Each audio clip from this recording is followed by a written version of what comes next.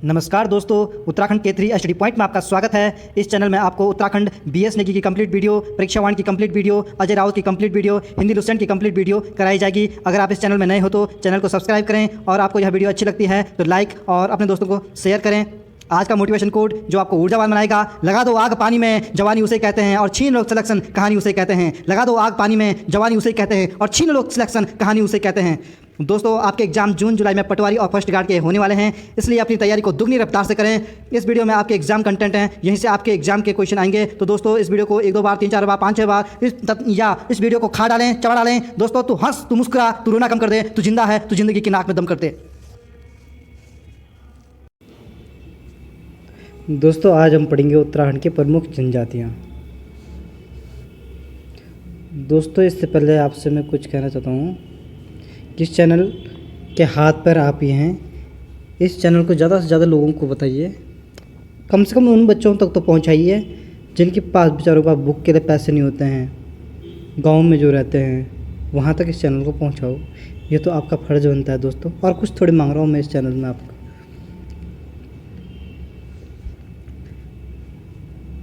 तो दोस्तों, आपके एग्ज़ाम भी नज़दीक है, आपकी तैयारी अच्छी चल रही होगी, तो हम ज़्यादा समय बर्बाद न करते हुए उत्तराखंड के प्रमुख जनजातियों के बारे में पढ़ते हैं। उत्तराखंड की प्रमुख जनजातियाँ। उत्तराखंड की प्रमुख जनजातियाँ पुरा साहित्य ग्रंथों में किस जनजाति को मुंड और सबर कहा गया है? मुंड और सबर पुरा साहित्य ग्रंथों में, मतलब लिखित इतिहास से पहले का समय है ये। किस जनजाति को मुंड और सबर कहा गया था?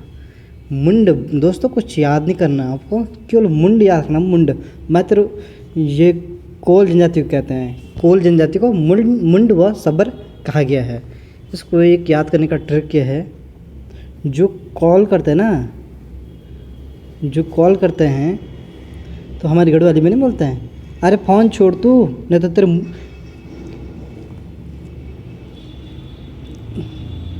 कॉल करनी छोड़ दे, नहीं तो तेरे मुंड फोड़ दे लूँ, नहीं तो तेरे मुंड फोड़ दे लूँ। मुंड और सबर, सबर कर भाई, अभी फ़ोन आ रहा है, सबर कर भाई, अभी कॉल आ रहा है, कॉल आ रही है, अभी सबर कर ले। इसलिए पूरा साहित्य ग्रंथों में किस जनजाति को मुंड व सबर कहा गया है? मुंड और सबर कहा गया आपके जो कॉल करते हैं, जो फ़ोन करते हैं उसको मुंड और सबर कहा गया है। अब कॉल करना छोड़ दे, नहीं तो तेरे मुंड फोड़ लूँ मैंने, भाई सबर कर ले, अभी कॉल आ रही है, अभी कॉल। इसलिए पुरातत्व साहित्य ग्रंथों में किस जाति को मुंड व सबर कहा गया है? कोल जनजाति को मुंड व सबर कहा गया है पुरातत्व साहित्य में।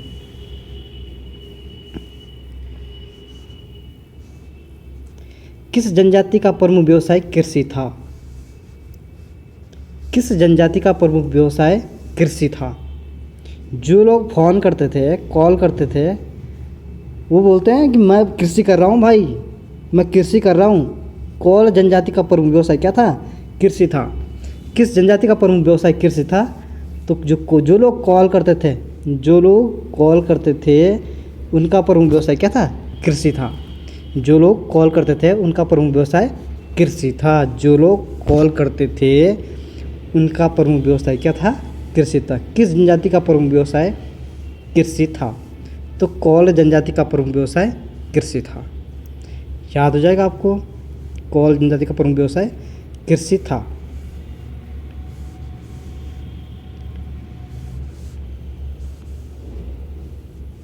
स्कंद पुराण के केदार खंड में किस जनजाति को भील कहा गया है? भील। स्कंद पुराण के केदार खंड में किस जनजाति को भील कहा गया है? भील।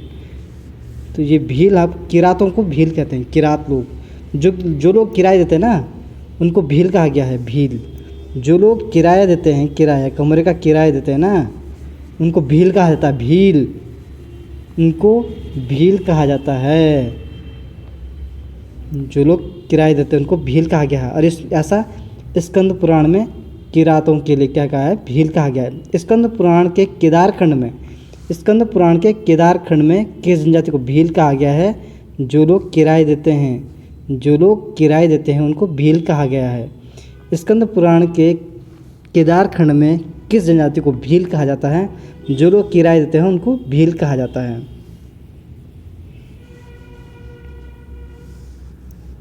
जो लोग किराए देते हैं उनको भील कहा जाता है, भील। स्कंद पुराण के केदार खंड में किस जनजाति को भील कहते हैं?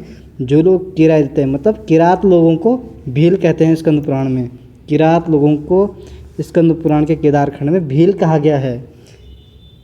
किस जनजाति को मंगोल प्रजाति से संबंधित माना जाता है? मंगोल प्रजाति उन्हीं की थी जो किराए देते थे, जो लोग किराए देते थे। किरात जनजाति को ही मंगोल प्रजाति से संबंधित है। अगर यहाँ पे भूटिया भी होता, भूटिया भी मंगोल प्रजाति में थी। किस जनजाति को मंगोल प्रजाति से संबंधित है आपका? जो लोग किराए देते हैं। जो लोग किराए देते हैं वह लोग मंगोल प्रजाति से संबंधित है, मंगोल प्रजाति से संबंधित है। किस जनजाति को मंगोल प्रजाति से संबंधित माना जाता है? मंगोल प्रजाति से संबंधित जो किराए देते थे, मतलब जो किरात लोग हैं और भूटिया लोग हैं। भूटिया, किरात और भूटिया लोग, और यहाँ ऑप्शन में भूटिया होता तो वो भी राइट आंसर होता। किस जनजाति को मंगोल प्रजाति से संबंधित मानी जाती है? तो किरात लोगों को मंगोल प्रजाति मानी जाती है, भूटिया लोगों को भी मंगोल प्रजाति मानी जाती है।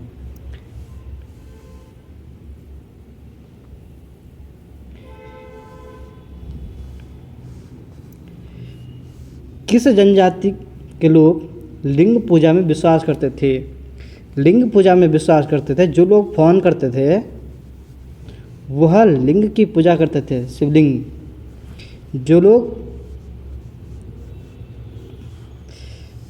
लोग किराए देते थे, जो लोग कॉल थे, सॉरी, जो फ़ोन करते थे, जो कॉल करते थे, वही शिवलिंग की पूजा करते थे, लिंग पूजा में विश्वास करते थे। कॉल लोग, कृषि भी कॉल लोगों का था, कृषि प्रमुख व्यवसाय कॉल लोगों का था, कृषि प्रमुख व्यवसाय कॉल लोगों का था।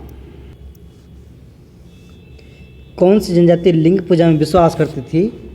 जो कॉल करते थे, जो लोग कॉल करते थे,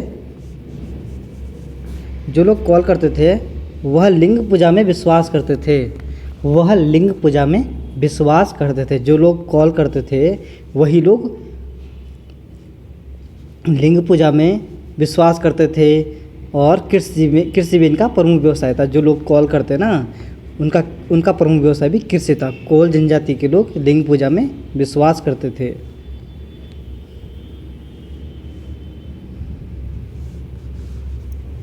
किस जनजाति में संयुक्त परिवार व्यवस्था प्रचलित थी? तो जो किरात जनजाति है, जो लोग किराए में रहते थे, जो लोग किराए देते थे रूम का, उन्हीं में संयुक्त परिवार व्यवस्था थी। जो लोग किराए देते थे वो क्या करते थे? वो अकेले न रहकर परिवार के साथ किराए में रहते थे, परिवारों के साथ किराए में रहते थे। इसलिए संयुक्त परिवार व्यवस्था भी किरातों में प्रचलित थी। संयुक्त परिवार व्यवस्था भी किरातों में प्रचलित थी। जो लोग किराए देते थे उनमें संयुक्त परिवार व्यवस्था प्रचलित थी।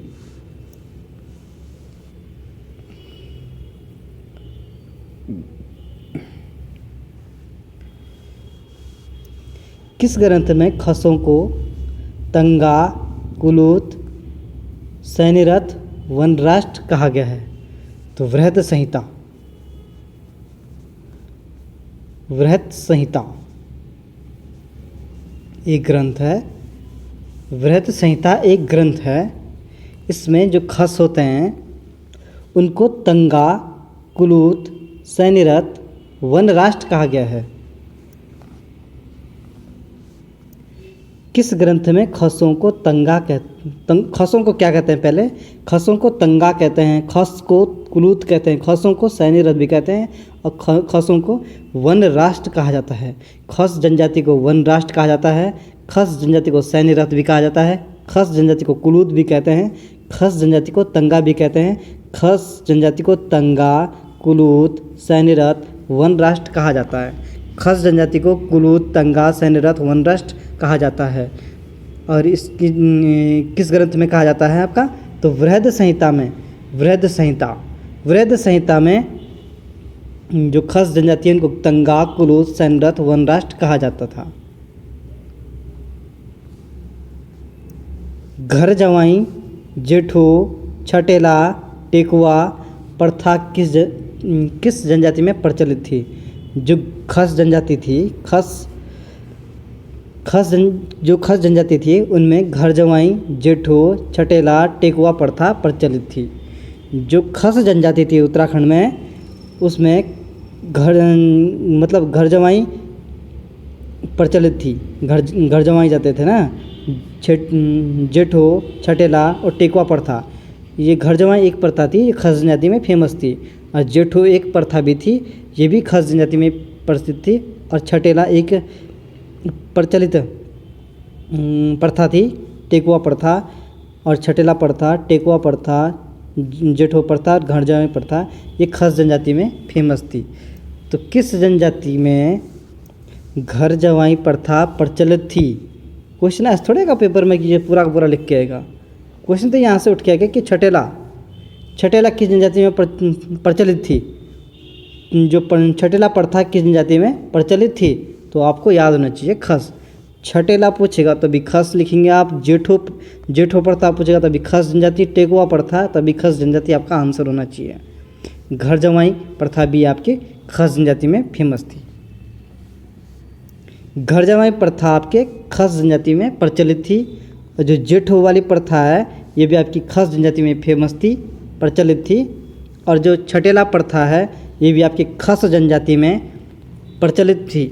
और जो टेकुआ प्रथा है यह भी आपके खस जनजाति में प्रचलित थी। टेकुआ प्रथा, छटेला प्रथा, जेठो प्रथा और घर जवाई प्रथा ये आपके खस जनजाति में प्रचलित में थी। ट्रिक के साथ याद करेंगे आप तो एग्जाम में कभी नहीं भूलेंगे।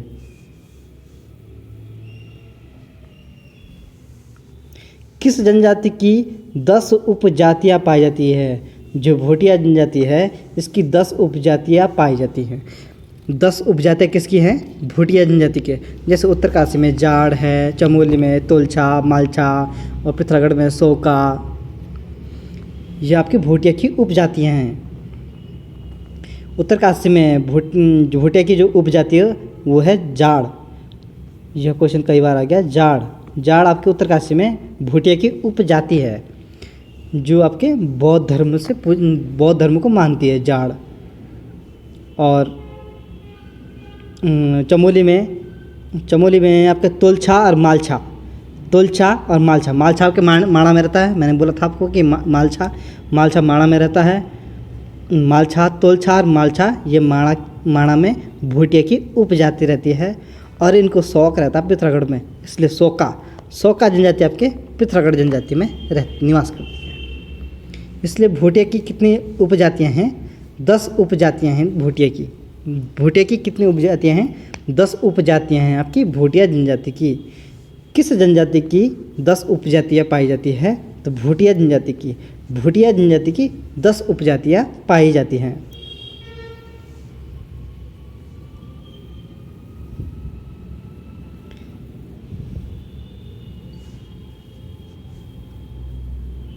किस जनजाति में ग्राम प्रधान के घर के सामने ग्राम खेड़ी देवी का मंदिर होता है। जो खड़ी देवी है ना, किस जनजाति में ग्राम प्रधान के घर के सामने ग्राम खेड़ी देवी का मंदिर है। ग्राम खेड़ी देवी का मंदिर। बोक्सा जनजाति में। बॉक्सिंग नहीं मारते आप लोग, ये बॉक्सिंग मारते हैं आप लोग। बॉक्सिंग मारूंगा भाई, मेरे घर के आगे ग्राम खेड़ी देवी का मंदिर बना दे। ग्राम खेड़ी देवी का मंदिर बना दे, नहीं तो बॉक्सिंग मारूंगा। बोक्सा जनजाति के घर के सामने ग्राम खेड़ी देवी का मंदिर होता है। जो ग्राम प्रधान होता है बोक्सा जनजाति में जो ग्राम प्रधान होता है, किस जनजाति में ग्राम प्रधान के घर के सामने ग्राम खेड़ी देवी का मंदिर होता है। ग्राम प्रधान जो प्रधान होता है बोक्सा जनजाति में, प्रधान बोक्सा जनजाति का जो प्रधान होता है। नहीं तो बॉक्सिंग मारूंगा भाई, बॉक्सिंग मारूंगा। बोक्सा जनजाति में जो प्रधान होता है वो बोलता है मेरे घर के सामने ग्राम खेड़ी देवी का मंदिर बना दे। तो बोक्सा जनजाति में किस जनजाति में ग्राम प्रधान के घर के सामने ग्राम खेड़ी देवी का मंदिर होता है? तो बोक्सा जनजाति में जो ग्राम प्रधान है उनके घर के सामने ग्राम खेड़ी देवी का मंदिर होता है बोक्सा जनजाति में। किस जनजाति में कन्या विवाह से पूर्व देहाती और विवाह के उपरांत रयाती कहलाती है? जौनसारी जनजाति में। जो जौनसारी जनजाति है ये आपकी देहरादून ज़िले में आती है, जो चक्राता इधर साइड पे है, चक्राता विकास नगर आपकी जौनसारी जनजाति रहती है इधर साइड पे। और गढ़वाल की सबसे बड़ी जनजाति ये जौनसारी है, और उत्तराखंड की सबसे बड़ी जनजाति आपकी थारू है। थारू ये यूएस नगर उधमसिंह नगर में निवास करती है। उत्तराखंड की सबसे बड़ी जनजाति थारू जनजाति मानी जाती है। और गढ़वाल की पूछेंगे तो गढ़वाल में आपकी जौनसारी जनजाति सबसे बड़ी जनजाति है, जनसंख्या में सबसे बड़ी जनसंख्या है इनकी जौनसारी जनजाति की। तो यह देहरादून डिस्ट्रिक्ट में मिलते हैं ये जौनसारी जनजाति के लोग। किस जनजाति में कन्या विवाह से पहले जब शादी नहीं होती है उस समय उसको देहाती बोलते हैं, देहाती। और जब विवाह के उपरांत विवाह के बाद इनको रयाती कहते हैं, रयाती विवाह के बाद इनको रयाती कहते हैं।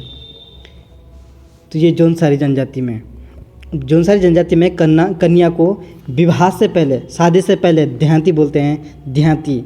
और शादी के बाद विवाह के बाद इनको रयाती कहते हैं, रयाती। एक बार फिर से क्लियर करो क्वेश्चन को। किस जनजाति में कन्या विवाह से पूर्व देहाती कहलाती है? तो जौनसारी जनजाति में कन्या विवाह से पूर्व देहाती कहलाती है।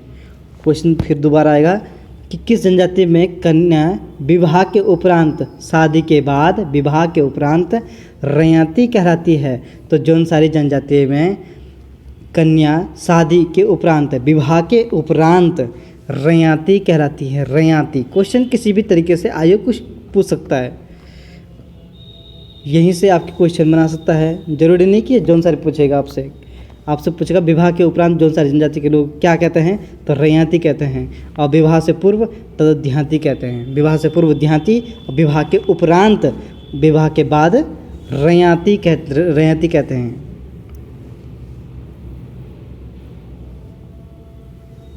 ये आपकी जौनसारी जनजाति में फेमस है। जौनसारी, थारू, भोटिया, बोक्सा और राज्य जनजाति को कब अनुसूचित जाति बोले तो एसटी अनुसूचित जाति घोषित किया था?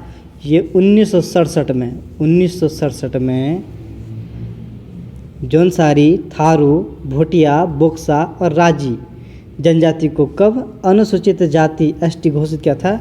तो ये डेट आपको याद रहनी चाहिए 1967 में। ये सन आपको याद रहनी चाहिए 1967 में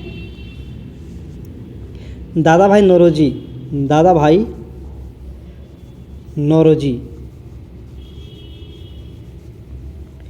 ये इन्होंने इकोनॉमिक्स के वो मतलब जनक माने जाते हैं इकोनॉमिक्स के। दादा भाई नौरोजी ने उन्होंने 20 रुपये कुछ इकोनॉमिक्स बनाई थी उत्तराखंड के, इसलिए इनको economics of father of economics कहते हैं इंडिया के। तो यही याद रखो आप। तो जौनसारी, थारू, भोटिया, बोक्सा, राजी जनजाति को कब अनुसूचित जाति एसटी घोषित किया था? एसटी घोषित कब किया था उनको? 1967 में 1967 में याद रहेगा आपको। जौनसार भाबर में कुल कितने खत, पट्टी व राजस्व ग्राम हैं? जौनसार भाबर में कुल कितने खत, पट्टी व राजस्व गांव हैं? ऐसे क्वेश्चन आजकल प्रचलित में हैं, तो आपको रखना है याद। जौनसार की बात करेंगे तो 39 उसके बाद 3 आएगा 58 मतलब 39, 35, 8 39,358 39,358 39,358 पीछे वाला जरूर याद रखना आप। 39,358 आपके जौनसार और भाबर क्षेत्र में खत व पट्टिया राजस्व ग्राम हैं। जौनसार भाबर में कुल कितने खत पट्टियाँ राजस्व ग्राम हैं? तो आपको याद रखना है 39,358। 39,358 जौनसार भाबर क्षेत्र में खत पट्टियाँ व राजस्व ग्राम हैं। जौनसार भाबर क्षेत्र में कुल कितने खत पट्टी और राजस्व ग्राम हैं? तो 39,358 खत व पट्टियाँ व राजस्व ग्राम आपके जौनसार भाबर क्षेत्र में हैं। नुणाई त्यौहार किस जनजाति का द्वारा जौनसार में किस जनजाति द्वारा मनाया जाता है? नुणाई त्यौहार, जो नुणाई त्यौहार है आपने देखा होगा, जो बकरी होती है ना, बकरी को नमक खिलाते हैं हम, बकरी को नमक खिलाते हैं। तो जौनसार में जो नुणाई त्यौहार है वह जो लोग बकरी चलाते हैं वो लोग नुणाई त्यौहार मनाते हैं। और ये आपके बरसात के महीने में नुणाई त्यौहार मनाया जाता है। बोले तो जुलाई अगस्त में नुणाई त्यौहार मनाया जाता है जौनसार क्षेत्र में। नुणाई त्यौहार किस जनजाति में? नुणाई त्यौहार, नमक वाला त्यौहार, नुणाई त्यौहार किस जनजाति द्वारा मनाया जाता है? तो जौनसारी जनजाति में। जौनसारी जनजाति में जो लोग भेड़ बकरियां चराते हैं वह बरसात के महीने में नुणाई त्यौहार मनाते हैं। जब वह बरसात के महीने से पर्वतों में जो बकरी चुगाने जाते हैं तब वहाँ से वो अपनी बकरी को जब घर लाते हैं तब घर में उनके नुणाई त्यौहार मनाए जाते हैं। जो लोग बकरियों को चरा के गाँव वापस आते हैं बरसात के दिनों में। इसलिए सावन महीने में नुणाई त्यौहार मनाया जाता है जौनसारी जनजाति के द्वारा। जौनसारी जनजाति क्या मनाती है? नुणाई त्यौहार मनाती है। किस जनजाति के गोत्र व घर को कुरी कहते हैं? गोत्र और घर को कुरी कहा जाता है। थारू लोग अपने गोत्र को कुरी कहते हैं। कुरी, थारू लोगों से अगर आप पूछेंगे कि आपके गोत्र का नाम क्या है तो वो बोलेंगे कुरी है। पूरी नहीं है भाई जी, कुरी है, कुरी। थारू जनजाति के लोगों से आप पूछेंगे कि आपके गोत्र का नाम क्या है? गोत्र का नाम है आपका कुरी, तो वो बोलेंगे कुरी है। किस जनजाति के गोत्र व घराने को कुरी कहते हैं? थारू जनजाति के गोत्र और घराने को क्या कहते हैं? कुरी कहते हैं। थारू जनजाति के गोत्र और घराने को क्या कहते हैं? कुरी कहते हैं। जो थारू जनजाति है ये राज्य की सबसे बड़ी जनजाति है। उत्तराखंड राज्य की सबसे बड़ी जनजाति कौन सी है?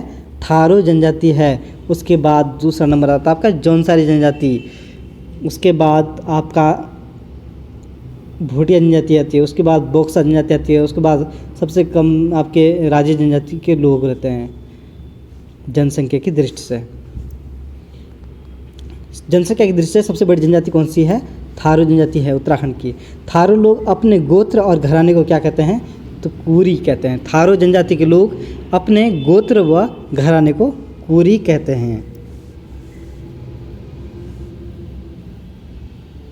कौन सी जनजाति विजयदशमी को स्थानीय भाषा में पाइता कहते हैं? पाइता, रायता नहीं दोस्तों, पाइता है, यहाँ पे आ गया। पाइता कहते हैं, पाइता कहती है। कौन सी जनजाति विजयदशमी को स्थानीय भाषा में पाइता कहती है? तो जौनसारी जनजाति के लोग विजयदशमी को पाइता कहते हैं। विजयदशमी को जौनसारी जनजाति के लोग क्या कहते हैं? पाइता, रायता नहीं दोस्तों, पाइता कहते हैं, पाइता। कौन सी जनजाति विजयदशमी को स्थानीय भाषा में पाइता कहते हैं? तो जौनसारी लोग विजयदशमी को पाइता कहते हैं। क्वेश्चन इस तरीके से पूछा जाता है कि जौनसारी जनजाति के लोग विजयदशमी को कौन सा त्यौहार मनाया जाता है? तो जौनसारी जनजाति के लोग विजयदशमी को पाइता त्यौहार मनाती है। पाइता त्यौहार मनाती है विजयदशमी को। कौन सी जनजाति विजयदशमी को स्थानीय भाषा में पाइता कहती है?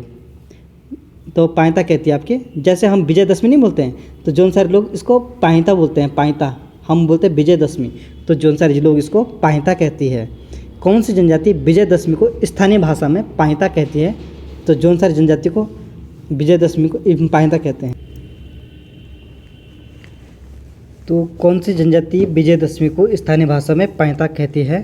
तो दोस्तों इसको जौनसारी जनजाति विजयदशमी को स्थानीय भाषा में क्या कहती है? पाइता। रायता मत खाना दोस्तों, तो इसको पाइता बोलते हैं, पाइता। भोटिया जनजाति को कहाँ पर जाड़ बोला जाता है? यह क्वेश्चन बहुत इंपॉर्टेंट है, कई बार एग्जाम में आता है। तो उत्तरकाशी में भोटिया जनजाति को क्या कहा जाता है? जाड़ कहा जाता है।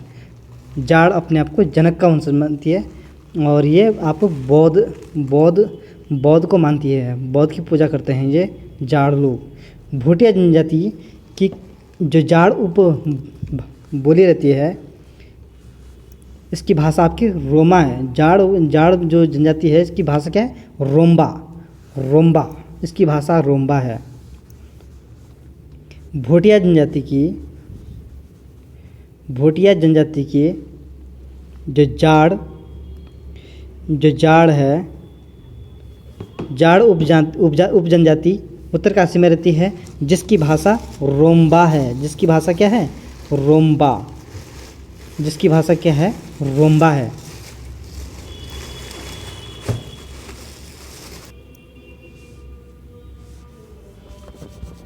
भोटिया जनजाति को कहाँ पर जाड़ बोला जाता है? जाड़ आपकी भोटिया की उपजाति है। जाड़ की आपको पता है कि जाड़ की 10 उपजातियाँ हैं, जिसमें भोटिया की उपजातियाँ कितनी हैं? 10 उपजातियाँ हैं भोटिया की, जिसमें से जाड़ आपकी उत्तरकाशी में रहती है, जनक कुंड के पास रहती है जाड़ लोग, जनक कुंड के पास। और जाड़ लोग भोटिया जो जाड़ लोग हैं आपके, ये आपके बौद्ध धर्म के अनुयायी हैं जाड़ लोग, जो उत्तरकाशी में रहती है। इनकी भाषा रोम्बा है, रोम्बा। जाड़ लोग, इनकी भाषा जो जाड़ है ना, ये रोम्बा बोलते हैं, रोम्बा भाषा बोलते हैं जाड़ लोग। रोम्बा भाषा किसकी है? आपकी जाड़ जनजाति के लोगों की भाषा क्या है? रोम्बा भाषा है।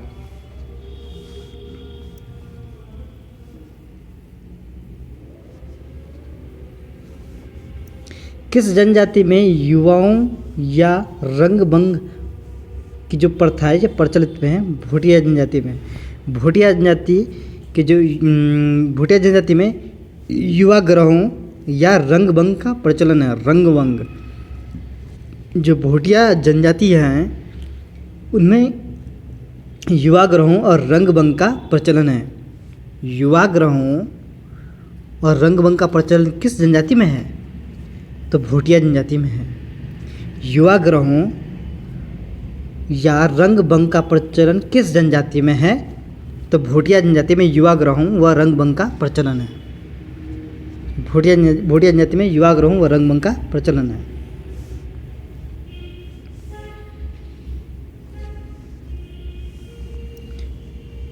कारक कर्क और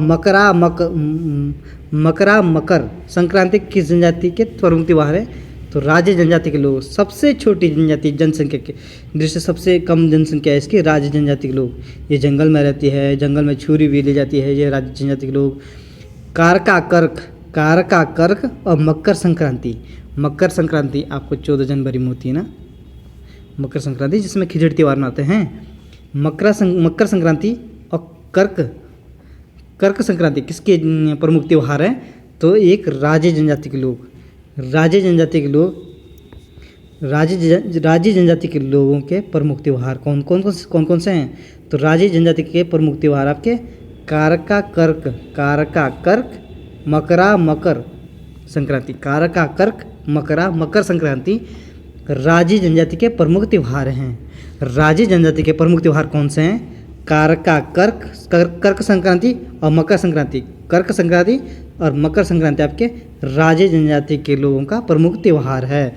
राज्य की सबसे कम राजे जो जनजाति है, ये आपके राजे जनजाति के प्रमुख त्यौहार हैं। आपके कारका कर्क मकर राजे जनजाति के प्रमुख त्यौहार हैं। राजे जनजाति जनसंख्या की दृष्टि से राज्य में सबसे कम है राजे जनजाति, और ये जंगलों में निवास करती है राजे जनजाति। सरकार इनके लिए प्रयास कर रही है। खुमरी नामक राजनीतिक संस्था, खुमरी क्या है? खुमरी एक राजनीतिक संस्था है। खुमरी एक राजनीतिक संस्था है, ये आपकी जौनसारी जनजाति में पाई जाती है। खुमरी नामक पॉलिटिकल संस्था है। पॉलिटिकल खुमरी क्या है? खुमरी एक पॉलिटिकल संस्था है। पॉलिटिकल संस्था है खुमरी। किस जनजाति में पाई जाती है? जौनसारी जनजाति में। जौनसारी जनजाति में खुमरी नामक राजनीतिक संस्था पाई जाती है। जौनसारी में कौन सी राजनीतिक व्यवस्था पाई जाती है? तो जौनसारी में खुमरी नामक राजनीतिक व्यवस्था पाई जाती है। जौनसारी में खुमरी नामक राजनीतिक व्यवस्था पाई जाती है। खुमरी नामक राजनीतिक संस्था किस जनजाति में पाई जाती है? तो जौनसारी जनजाति में खुमरी नामक राजनीतिक व्यवस्था पाई जाती है। पंडित शिवराम किस जनजाति के प्रथम कवि हैं? जौनसारों का प्रमुख देवता है मासू देवता। मासू किसको समर्पित है? भगवान शिव को। भगवान शिव जी भगवान को समर्पित है मासू। शिव भगवान शिव को मासू देवता समर्पित है। भगवान शिव को आपका मासू देवता समर्पित है। और जो पंडित शिवराम हैं वो किस जनजाति के प्रमुख प्रथम कवि हैं? जौनसारी जनजाति के प्रथम कवि किसे माना जाता है? पंडित शिवराम को। पंडित शिवराम को जौनसारी जनजाति के प्रथम कवि माने जाते हैं। जौनसारी में प्रथम कवि कौन है? जौनसार के प्रथम कवि हैं आपके, जौनसार जनजाति के प्रथम कवि आपके पंडित शिवराम। जौनसार जनजाति के प्रथम कवि कौन हैं? जौनसार जनजाति के प्रथम कवि आपके पंडित शिवराम। पंडित शिवराम क्योंकि मासू देवता जो हनोल में है, 4 मासू इनके प्रमुख देवता हैं जौनसार जनजाति के। इसमें जो ये मासू देवता हैं ये आपको भगवान शिव को समर्पित हैं। जो पंडित शिवराम जी हैं, पंडित शिवराम जौनसारी जनजाति के प्रथम कवि हैं। आपके जौनसारी जनजाति के प्रथम कवि किसे माना जाता है? पंडित शिवराम को। किस जनजाति में सगाई की रस्म को अपना पराया कहा जाता है? जो थारू लोग हैं ना, ये तो कुरी अपने गोत्र और घराने को कहती है। कुरी तो अपने गोत्र और घराने को कहती है। थारू लोग थारू राज्य की सबसे बड़ी जनजाति है और अपने घराने को ये क्या कहते हैं? घराने या गोत्र को कुरु कहती है। थारू जनजाति के लोग अपने गोत्र को क्या कहते हैं? कुरु कहते हैं। गोत्र और घराने को कुरु कहते हैं। और सगाई की रस्म को थारू जनजाति कहते हैं अपना पराया। जो थारू जनजाति में थारू जनजाति की जब सगाई होती है इनकी थारू जनजाति की जब सगाई होती है तब क्या बोलते हैं? ये सगाई न बोलकर ये बोलते हैं अपना पराया। सगाई की रस्म को क्या कहते हैं? अपना पराया। अपना पराया। थारू जनजाति के लोग सगाई को क्या कहते हैं? सगाई की रस्म को अपना पराया कहती है। थारू जनजाति के लोग सगाई की रस्म को क्या कहती है? अपना पराया कहती है। थारू जनजाति के लोग सगाई की रस्म को अपना पराया कहती है। रोम्बा किस जनजाति से संबंधित है? रोम्बा भाषा आपके जाड़ की है। जाड़ उत्तरकाशी में रहती है जिनकी भाषा क्या है? रोम्बा आपकी किसकी भाषा है? जो जाड़ उत्तरकाशी में रहती है। जो जाड़ भोटिया की उपजाति है, जाड़ भोटिया की उपजाति है जो उत्तरकाशी में रहती है, इसकी भाषा है आपकी रोम्बा। इसकी भाषा क्या है? रोम्बा। कौन सी जनजाति अपने संबंधी को स्वारा कहती है? भोटिया जनजाति के लोग सगाई को तो अपना पराया बोलते हैं, तो स्वारा किसको बोलते हैं? आपके अपने संबंधियों को। संबंध रहते जो शादी के बाद समधिनी नहीं बनते हैं, तो अपने संबंध को क्या कहते हैं? भोटिया लोग अपने संबंधियों को क्या कहते हैं? स्वारा कहते हैं। स्वारा। और थारू लोग सगाई की रस्म को अपना पराया कहते हैं। थारू लोगों का तो अपना पराया है सगाई की रस्म। अपना पराया है थारू जनजाति का सगाई की रस्म को। अब भोटिया जनजाति के लोग जो संबंधी होते हैं ना, इन भोटिया जनजाति के जो इनके संबंधी होते हैं, समधी समधनी, इनको स्वारा कहते हैं। इनको स्वारा कहती है। भोटिया जनजाति अपने सगे संबंधियों को क्या कहते हैं? स्वारा कहती है। भोटिया जनजाति अपने सगे संबंधियों को क्या कहते हैं? स्वारा कहते हैं। संबंधियों को क्या कहते हैं? स्वारा कहते हैं। बोक्सा जनजाति 16वीं सदी में सर्वप्रथम कहाँ पर बसती है? बनबसा। बनबसा ये आपके चंपावत में पड़ता है। बनबसा चंपावत। जो बॉक्सिंग मारते हैं ना, बोक्सा जनजाति, ये 16वीं सदी में सर्वप्रथम बनबसा चंपावत में आती है, बसती है। बोक्सा जनजाति सर्वप्रथम 16वीं सदी में कहाँ पे बसती है? बनबसा चंपावत में बसती है। बोक्सा जनजाति 16वीं सदी में सर्वप्रथम बनबसा चंपावत में बसी थी। बनबसा चंपावत में कौन सी जनजाति 16वीं सदी में बसी थी? तो जो लोग बॉक्सिंग मारते थे, बोक्सा जनजाति के लोग 16वीं सदी में सर्वप्रथम बनबसा चंपावत में बसी थी। किस जनजाति में निवास स्थान को रोतुड़ा कहते हैं? राजी लोग आपके जंगलों में रहती है। छुरी लेके, छुरमल देवता इनका प्रमुख होता है, क्योंकि ये छुरी लेके जाते हैं, जंगल में रहते हैं, तो जो गुंडा मिलते हैं तो गुंडा इनके हाथ में छुरी रहती है, तो ये छुरमल देवता की पूजा करते हैं राजी जनजाति के लोग। किस जनजाति के लोग छुरमल देवता की पूजा करते हैं? राजी जनजाति के लोग छुरमल देवता की पूजा करते हैं। किस जनजाति में निवास स्थान को रोतुड़ा कहते हैं? रोतुड़ा। और मुंडा भाषा इनकी है, राज्य की। रोतुड़ा कहते हैं अपने निवास स्थान को राजी जनजाति के लोग। राजी जनजाति के लोग अपने निवास स्थान को रोतुड़ा कहती है। किस जनजाति में निवास स्थान को रोतुड़ा कहते हैं? क्वेश्चन इस तरीके से पूछेगा आयोग कि कौन सी जनजाति अपने निवास स्थान को रोतुड़ा कहती है? तो राजी जनजाति के लोग। क्वेश्चन इस तरीके से पूछा जाएगा कि राजी जनजाति के लोग अपने निवास स्थान को क्या कहते हैं? रोतुड़ा कहते हैं। राजी जनजाति के लोग अपने निवास स्थान को रोतुड़ा कहते थे। रोतुड़ा कहते हैं। राजी जनजाति के जो लोग हैं, सबसे कम जनसंख्या तो राजी जनजाति के है, जंगल में निवास करती है, छुरमल देवता की पूजा करते हैं राजी जनजाति के लोग। मुंडा इनकी भाषा है राजी जनजाति के लोग। मुंडा किसकी भाषा है? राजी जनजाति की भाषा है मुंडा। और राजी जनजाति के लोग मूक विनिमय प्रथा भी फेमस है इनमें। राजी जनजाति में मूक विनिमय प्रथा भी है। राजी जनजाति में क्या है? मूक विनिमय प्रथा भी प्रचलित होती है इनमें। ये क्वेश्चन आ गया, मूक विनिमय प्रथा। जो राजी जनजाति में है इनमें मूक विनिमय प्रथा प्रचलित थी। मूक विनिमय प्रथा उसको कहते हैं, ये रात को राजी जनजाति के लोग ये काष्ठ कला में निपुण होते हैं, जंगल में रहते हैं, लकड़ी के जो काष्ठ कला जो भी है इनमें निपुण होते हैं राजी जनजाति के लोग। ये क्या करते हैं?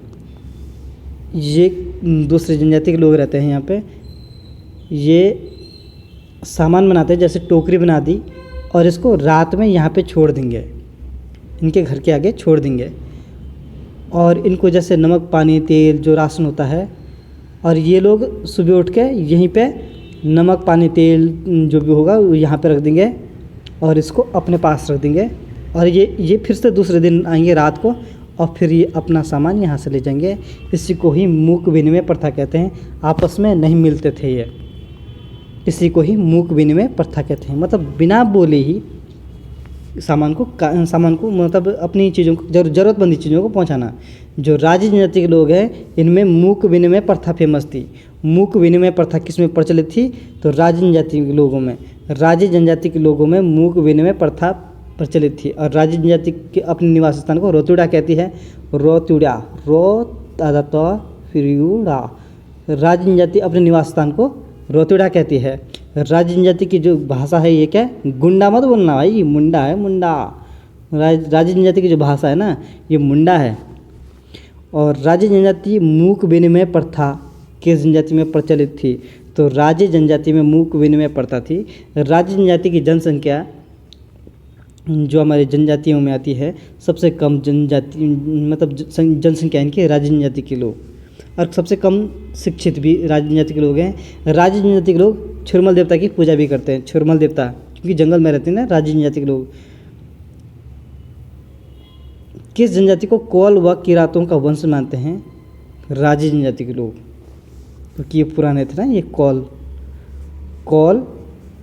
जो कौल है और किरातों का वंश मानते हैं राजे जनजाति के लोग। सबसे प्राचीन जनजाति भी राजे जनजाति है। सबसे प्राचीन जनजाति राजे जनजाति है। सबसे पहले तो कौल है, लेकिन कौल और किरातों का वंशज मानते हैं राजे जनजाति के लोगों को। कौल और किरातों का वंशज किसे मानते हैं? राजे जनजाति में कौल और किरातों का वंशज माना जाता है राजे जनजाति के लोगों को। राजे जनजाति के लोगों को कौल और किरातों का वंशज माना जाता है। बोक्सा कुल कितने गांवों में निवास करते हैं? बोक्सा लोग 173। बोक्सा जो लोग होते हैं, इनके ग्राम प्रधान के घर के आगे ग्राम खेड़ी देवी का मंदिर भी बनता है। 173 इतने गांव में निवास करते हैं आपके बोक्सा जनजाति के लोग।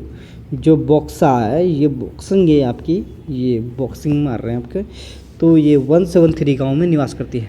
173 गांव में निवास करते हैं आपके बोक्सा जनजाति के लोग। बोक्सा जनजाति के लोग 173 गांव में निवास करती है। जौनसारी में खुमरी एक राजनीतिक व्यवस्था थी। जौनसारी में खुमरी एक राजनीतिक व्यवस्था है। जौनसारी में राजनीतिक व्यवस्था के मुखिया को क्या कहते हैं? ग्राम सियाणा कहते हैं। जौनसारी में खुमरी के मुखिया को क्या कहते हैं? खुमरी मतलब राजनीतिक व्यवस्था तो है खुमरी बोले तो पॉलिटिक्स का मेन कौन होता था? ग्राम सियाणा, इसको बोलते थे ग्राम सियाणा। जौनसारी में खुमरी के मुखिया को क्या कहते थे? ग्राम सियाणा कहते हैं। वीर केसरी चंद को कब फांसी दी गई थी? ये डेट आपकी याद रखनी होगी। वीर केसरी चंद को कब फांसी दी गई थी? ये आपकी मेन है 3 मई 1945 को। 3 मई 1945 को। तो 3 मई को क्या मिलता है? 3 मई को चौलीथात। 3 मई को चौलीथात। कौन सी थात?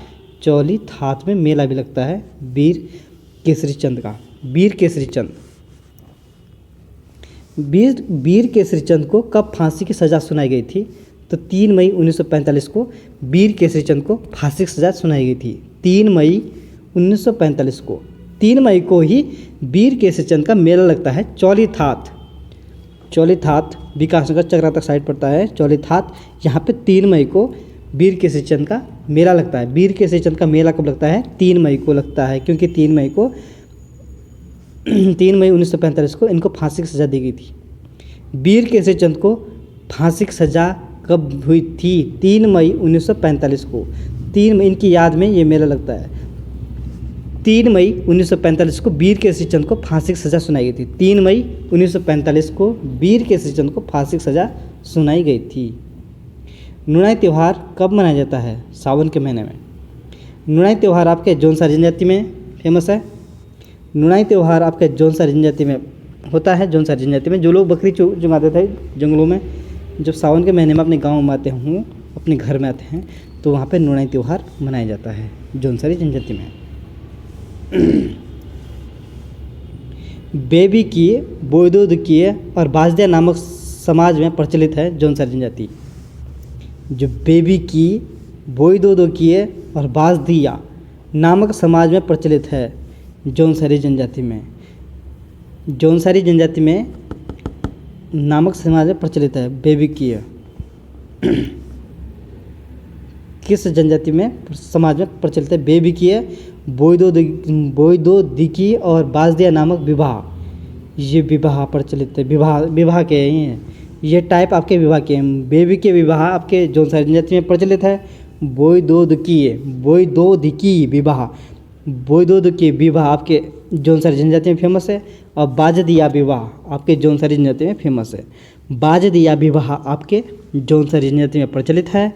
बोयदोदिकी जो विवाह प्रथा आपके जौनसारी जनजाति में फेमस है। और बेबी की विवाह प्रथा आपके जौनसारी जनजाति में फेमस है। बेबी की, बोयदोदिकी और बाजदिया नामक विवाह प्रथा आपके जौनसारी जनजाति में फेमस है। जौनसारी जनजाति में बेबी की, बोयदोदिकी और बाजदिया नामक विवाह समाज जौनसारी जनजाति में फेमस है। वीर केसरी किसकी प्रसिद्ध रचना है? तो पंडित शिवराम जौनसारी का प्रथम कवि कौन है? पंडित शिवराम। जौनसार का प्रथम कवि कौन है? तो ये आपके पंडित शिवराम जौनसार के प्रथम कवि हैं, जिन्होंने वीर केसरी की प्रसिद्ध रचना की थी। वीर केसरी की प्रसिद्ध रचना किसने की थी? तो जौनसार के प्रथम कवि शिवराम ने, जौनसार के प्रथम कवि हैं पंडित कवि शिवराम। पंडित कवि शिवराम जो संसार के प्रथम कवि हैं, इन्होंने वीर केसरी की प्रसिद्ध रचना की थी। वीर केसरी की किसकी प्रसिद्ध रचना है? वीर केसरी किसकी प्रसिद्ध रचना है? तो पंडित शिवराम जी की वीर केसरी प्रसिद्ध रचना है। तो क्वेश्चन इस तरीके से भी आता है कि पंडित शिवराम की कौन सी रचना है?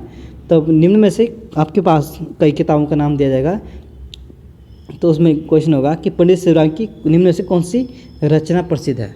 तो वीर केसरी जो आपकी रचना है पंडित शिवराम की, ये बहुत फेमस है। वीर केसरी किसकी रचना प्रसिद्ध है? तो पंडित शिवराम की प्रसिद्ध है। कौन सी जनजाति को किरात का वंशज माने जाते हैं? किरात, थारू और राजी जनजाति के लोग। कौन सी जनजाति को किरात का वंशज माना जाता है? किरातों का वंशज राजी जनजाति के लोग। अगर ऑप्शन में राजी होता तो वो भी आंसर होता। और थारू जनजाति के लोग। थारू जनजाति और राजी जनजाति को किरात का वंशज माना जाता है। कौन सी जनजाति को किरात का वंशज माना जाता है? जो किराए देते हैं ना, तो थारू जनजाति के लोग किरातों का वंशज माना जाता है। राजी जनजाति के लोग भी किरातों के वंशज माने जाते हैं। थारू और राजी जनजाति के लोगों को किरातों का वंशज माना जाता है। विवाह की लठ भरवा भोज प्रथा किस समाज में प्रचलित है? तो थारू जनजाति में जो विधवा होती है, विधवा होती है, उनकी शादी करने के लिए वो लठ भरवा भोज करती है। थारू जनजाति आपके उधम सिंह नगर में रहती है। राज्य की सबसे बड़ी जनजाति थारू जनजाति है। थारू जनजाति अपने सगाई की रस्म को अपना पराया कहती है। और थारू जनजाति अपने गोत्र और घराने को कुरु शब्द का यूज करती है। और थारू जनजाति में विधवा विवाह को लठ भरवा भोज प्रथा कराती है। जब थारू जनजाति में जो विधवा औरतें होती हैं, उनकी शादी कराने के लिए जो भोज कराती है उसको लठ भरवा भोज कहते हैं। थारू जनजाति में विधवा विवाह की लठ भरवा भोज प्रथा फेमस है। क्वेश्चन इस तरीके से आएगा कि थारू जनजाति में लठ भरवा भोज प्रथा किस लिए फेमस है? तो विधवा विवाह के लिए फेमस है। विधवा विवाह की लठ भरवा भोज प्रथा किस समाज में प्रचलित है? तो थारू जनजाति में प्रचलित है। छुरमुल किसके देवता हैं? मैंने बताया भी था आपको कि जंगल में रहते हैं राजी जनजाति के लोग। ये गुंडे पाए जाते हैं, जंगल में गुंडे रहते हैं, तो ये छुरा लेके घूमते हैं राजी जनजाति के लोग, तो इनका छुरा देवता है। तो छुरमल देवता किसके देवता हैं? राजी जनजाति के लोग का देवता है छुरमल देवता। राजी जनजाति के लोग पिथौरागढ़ में निवास करते हैं। पिथौरागढ़ में छुरमल देवता का मंदिर भी है। छुरमल देवता का मंदिर पिथौरागढ़ में, जो राजी देवता का मंदिर है छुरमल देवता। राठी नामक जनजाति कहाँ निवास करती है? पौड़ी गढ़वाल में। राठी नामक जनजातियाँ कहाँ निवास करती है? तो दोस्तों पौड़ी जनपद में राठी नामक जनजातियाँ निवास करती हैं। राठी अपने आप को क्या कहती हैं? राजपूत कहती हैं। ये अपने आप को राजपूत भी मानती है, अपने आप को राजपूत मानती हैं। राठी अपने आप को राजपूत मानती हैं। राठी जनजाति आपके अपने आप को राजपूत मान जाती हैं। और ये आपके पौड़ी जनपद में मिलती है राठी जनजाति। और राठ अभिकरण की स्थापना आपके 2014 और 15 में होती है। राठ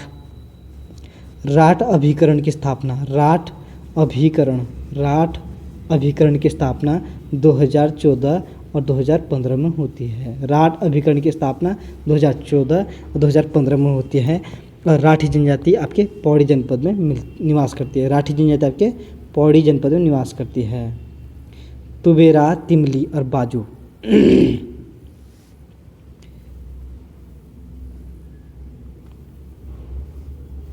तुबेरा और तिमली किस जनजाति के लोक गीत हैं? भोटिया जनजाति के लोग तुबेरा तिमली लोकगीत हैं। तुबेरा और तिमली क्या है? क्वेश्चन इस तरीके से आता है दोस्तों। तुबेरा और तिमली क्या है? तुबेरा और तिमली एक लोकगीत है। तुबेरा और तिमली लोकगीत है आपके भोटिया जनजाति के। भूटिया जनजाति के लोकगीत क्या हैं? तुवेरा और तिमली। तुवेरा और तिमली आपके भूटिया जनजाति के लोकगीत हैं।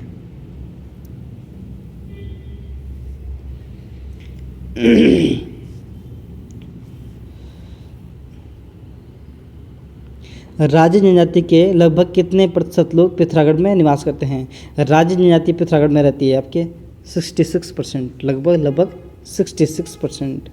जो राजे जनजाति है ये पिथौरागढ़ में रहती है। कितने प्रतिशत लोग निवास करते हैं पिथौरागढ़ में? 66%। इससे बाहर एग्जाम में नहीं आता दोस्तों। राजे जनजाति के लोग लगभग कितने प्रतिशत लोग पिथौरागढ़ में निवास करते हैं? राजे जनजाति के लोग पिथौरागढ़ में रहते हैं 66%। अछूरमल देवता इनका प्रमुख देवता है राजे जनजाति का। कारका कर्क और मकरा मर्क राजे जनजाति के प्रमुख त्यौहार हैं। लोसर और सूरगेन नामक त्यौहार। लोसर और सूरगेन क्या है? लोसर और सूरगेन आपके त्यौहार हैं। लोसर क्वेश्चन इस तरीके से आता है कि लोसर निम्न में से लोसर और सूरगेन क्या है? राज्य में प्रचलित लोसर और सूरगेन क्या है? लोसर और सूरगेन एक त्यौहार है। ये आपके जाड़ में पाता है। जाड़ जनजाति के लोसर और सूरगेन नामक प्रमुख त्यौहार है। जाड़ जनजाति की। जाड़ भूटिया की उपजाति है। लोसर और सूरगेन नामक प्रमुख त्यौहार किस जनजाति के समाज में मनाए जाते हैं? लोसर और सूरगेन आपके त्यौहार है आपके जाड़ जनजाति में मनाते हैं लोसर और सूरगेन का त्यौहार। कौन सी जनजाति धर्मानुयायी है? जाड़ जनजाति बौद्ध धर्म कौन सी जनजाति बौद्ध धर्म अनुयायी है? तो जाड़ लोग जो उत्तरकाशी में रहती है ना, जाड़ लोग बौद्ध धर्म के अनुयायी हैं। कौन सी जनजाति बौद्ध धर्म के अनुयायी हैं? कौन सी जनजाति बौद्ध धर्म के अनुयायी हैं? तो आपके धर्मानुयायी हैं आपके जाड़ जनजाति के लोग। जाड़ जनजाति के लोग बौद्ध धर्म के अनुयायी हैं। जाड़ जनजाति के लोग बौद्ध धर्म के अनुयायी हैं। कौन सी जनजाति क्षत्रिय पविल्य मानते हैं? क्षत्रिय पविल्य मानते हैं। मैंने बताया था आपको कि यह क्षत्रिय मानते हैं। राठी लोग, राठी या कौन सी जनजाति? क्षत्रिय पविल्य मानते हैं। तो राठी जनजाति के लोग अपने आप को क्षत्रिय पविल्य लोग मानते हैं। राठी जनजाति के लोग अपने आप को क्षत्रिय पविल्य मानते हैं। राठी जनजाति के लोग हैं यह अपने आप को क्षत्रिय पविल्य मानती है। कौन सी जनजाति काष्ठ कला में निपुण थी? काष्ठ बोले तो कौन सी जनजाति काष्ठ कला में निपुण थी? राजे जनजाति के लोग, क्योंकि ये रात को आपको पता है मूक विनिमय प्रथाएं में प्रचलित थी। राजे जनजाति के लोग सबसे कम जनसंख्या राजे जनजाति की है। और राजे जनजाति आपके छुरमल देवता की पूजा करते हैं। राजे जनजाति पिथौरागढ़ में 66% रहती है राजे जनजाति लोग। और राजे जनजाति कारका कर्क और मकरा मर्क आपके राजे जनजाति के प्रमुख त्यौहार हैं। और काष्ठ कला में निपुण है राजे जनजाति के लोग। और छुरमल इनका प्रमुख देवता है राजे जनजाति के लोगों का।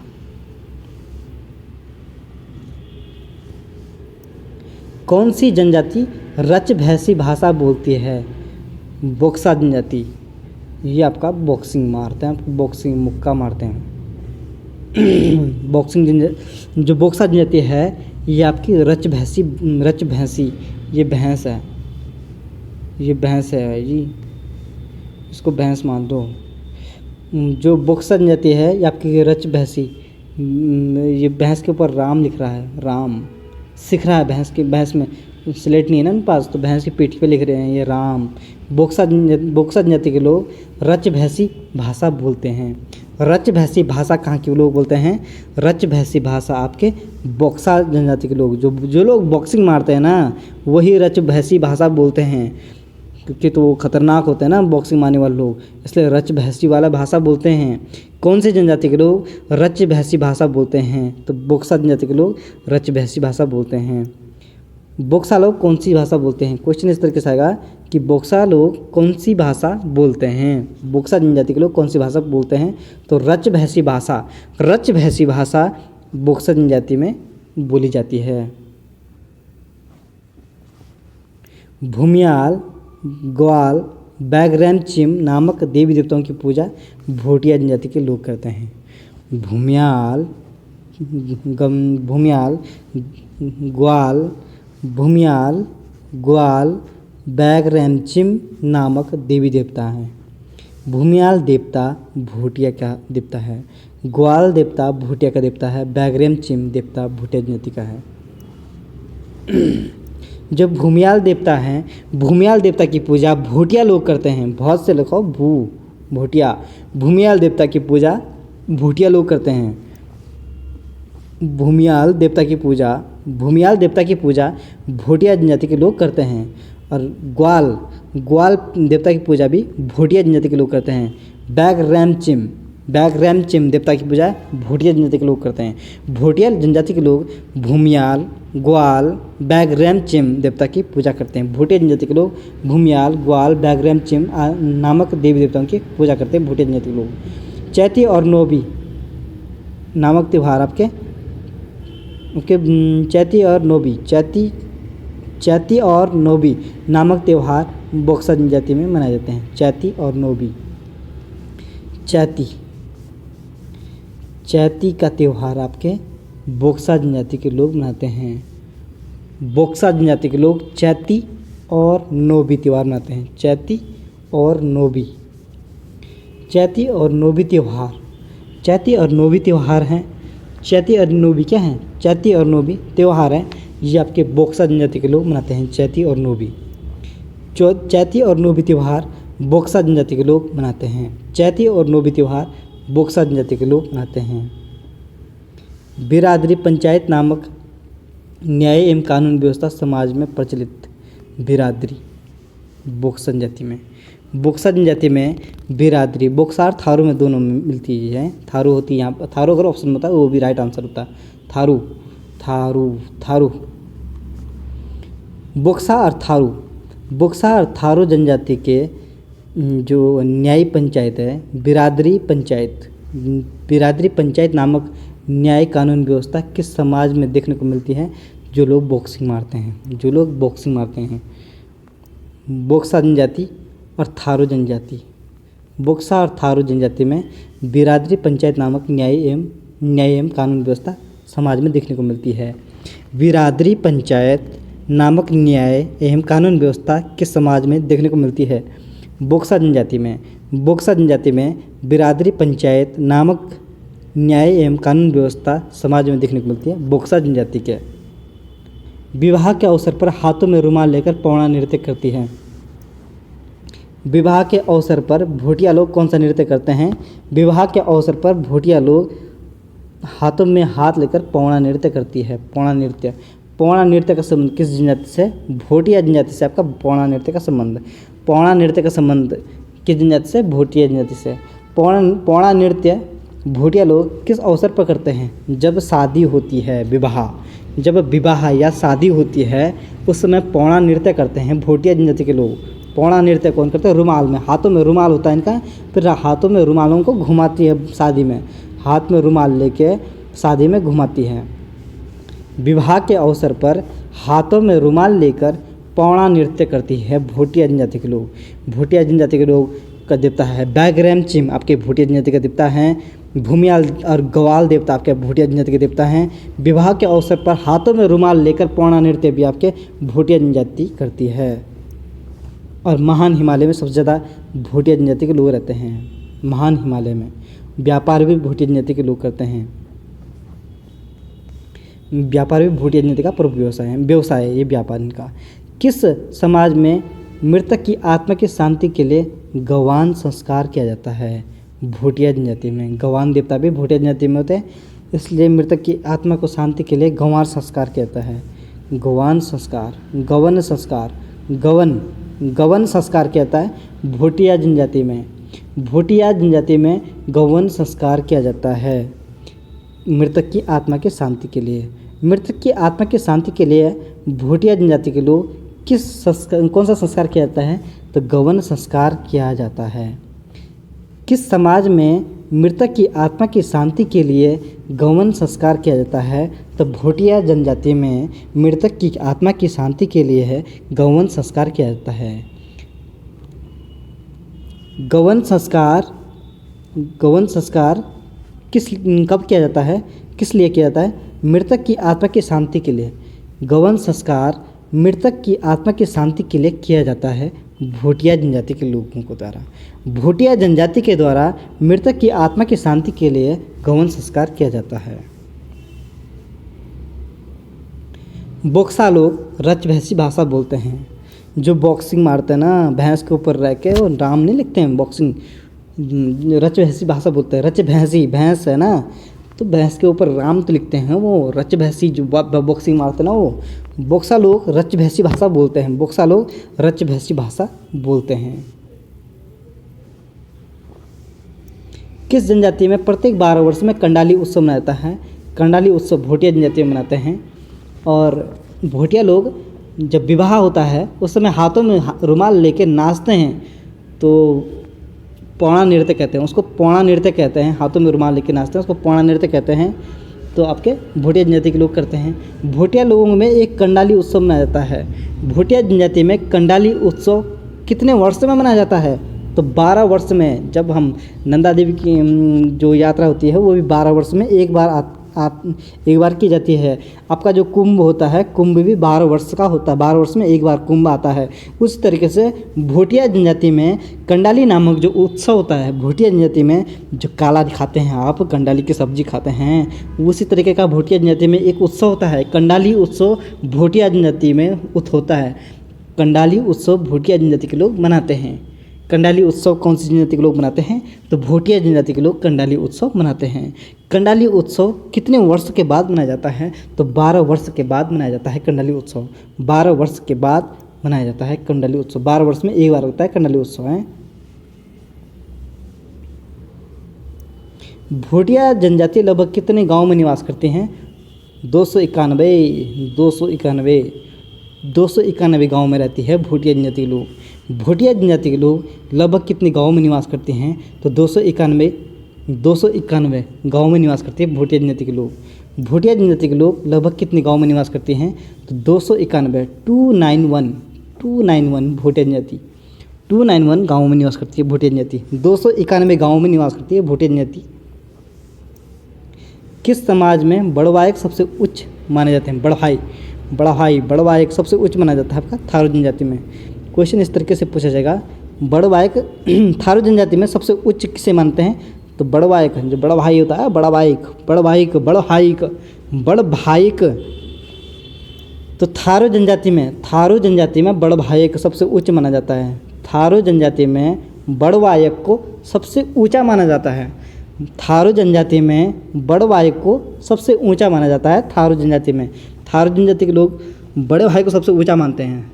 थारू जनजाति के लोग उधम सिंह नगर में रहते हैं। थारू जनजाति के लोग उधम सिंह नगर में रहते हैं। और दीपावली में शौक पर्व थारू जनजाति करती हैं आपके, दीपावली में शौक पर्व। और थारू जनजाति में जो बड़ा भाई होता है उसको उच्च मानते हैं थारू जनजाति के लोग। थारू जनजाति रावण का वंशज मानते हैं अपने आप को थारू जनजाति के लोग, इसलिए दीपावली को वो शौक पर्व के रूप में मनाते हैं। और थारू जनजाति बड़वायक सबसे उच्च मानते हैं, बड़ भाई को सबसे उच्च मानते हैं थारू जनजाति के लोग। थारू जनजाति किस समाज में बड़वायक सबसे उच्च माना जाता है? तो थारू जनजाति में बड़े भाई को सबसे ऊंचा माना जाता है। थारू जनजाति में बड़वायक को सबसे ऊंचा माना जाता है।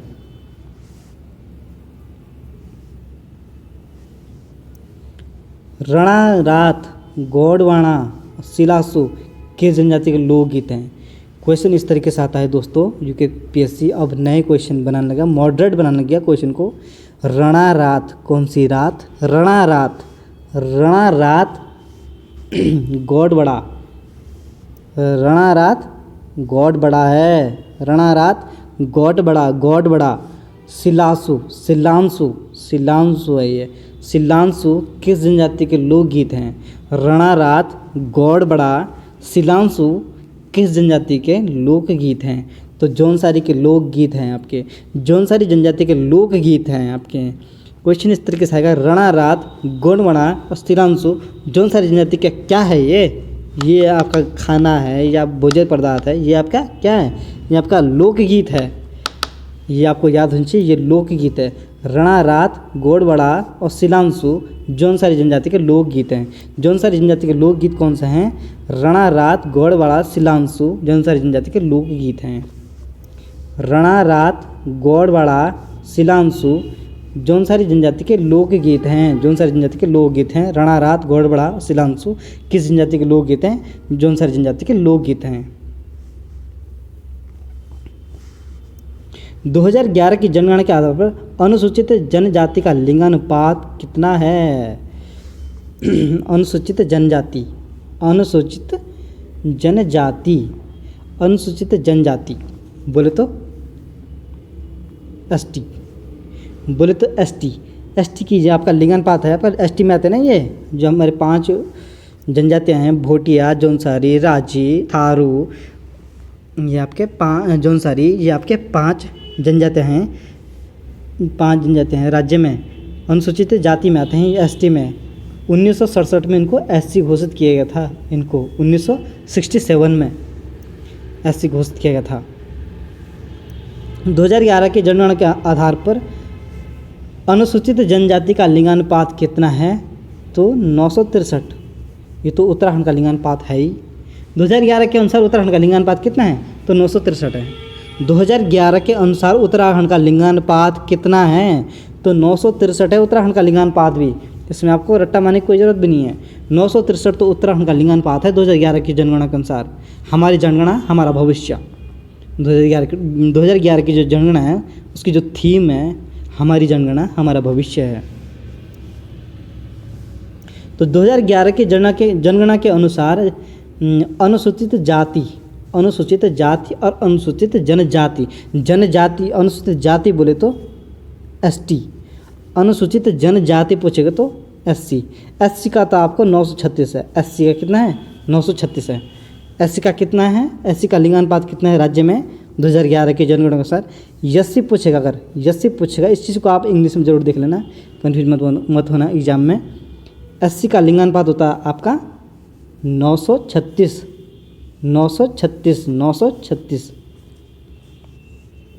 उत्तराखंड राज्य में एससी का लिंगानुपात कितना है 2011 के जनगणना के अनुसार? एससी का लिंगानुपात होता है आपका 936 आपका एससी का लिंगानुपात है। और एसटी का लिंगानुपात और उत्तराखंड का लिंगानुपात सेम है 963 आपके उत्तराखंड का लिंगानुपात भी है और एसटी का लिंगानुपात भी 963 है। क्वेश्चन अगर आपसे इस तरीके से पूछा जाएगा कि 2011 में उत्तराखंड का लिंगानुपात कितना था, तो 2011 में उत्तराखंड का लिंगानुपात था 962। 2011 में 962 था लिंगानुपात उत्तराखंड का। और 2011 में उत्तराखंड का लिंगानुपात कितना था? 2011 में उत्तराखंड का लिंगानुपात है 963।